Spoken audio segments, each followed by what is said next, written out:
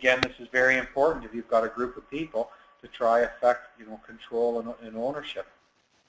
Shareholder agreements, as you can imagine, can be very complicated and very extensive, very detailed. Some of the other common things are, setting the board. I don't want to be voted off the island. If it's Tom, Bob, and Sam, I don't want those two to say one morning, hey, Tom, you're no longer director, you're fired.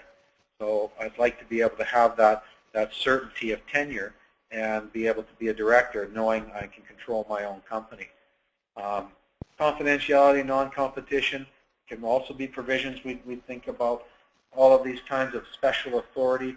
If there's certain decisions where, again, an example of 3 shareholders, we might say, look, some decisions are so important they require unanimous consent. Maybe buying or selling assets or granting security or entering into debt. Those are so important that we want to make sure it's a high level of approval. Probably the most famous clauses are these deemed disposition clauses. And what happens if someone dies or is divorced or bankrupt or disabled or fails to meet their obligations under the agreement? Well, often an option to purchase arises where you can say, look, defaulting shareholder, you're out. We're buying you out.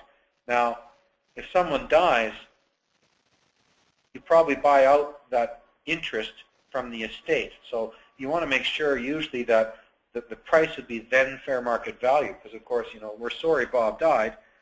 We don't want to be in business with his wife, but we do want to provide for her. So she should get then fair market value. In the case where Bob has gone bankrupt, well, maybe we'll pay him out on a punitive level because he ought to have been more careful.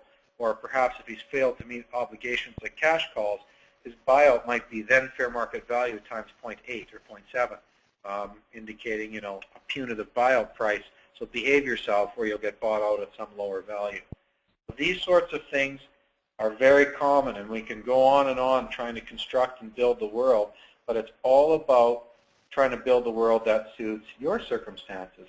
And the real value of these agreements is to understand, even though you might think you'll always get along with the other person, it may not be true, but more importantly, it may not always be you and him or you and her.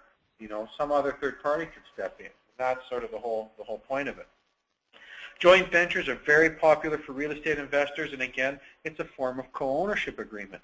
As you can imagine, we could speak for hours about joint ventures, but generally, it's about, first of all, it's usually expressly not a partnership, and it does not have that joint and several liability. You want to say right in the agreement, the written agreement, is not a partnership, and often it deals with who's going to bring what, who's going to get what. The classic example is rich guy goes on title, handy guy brings the hammer, together they have a joint venture.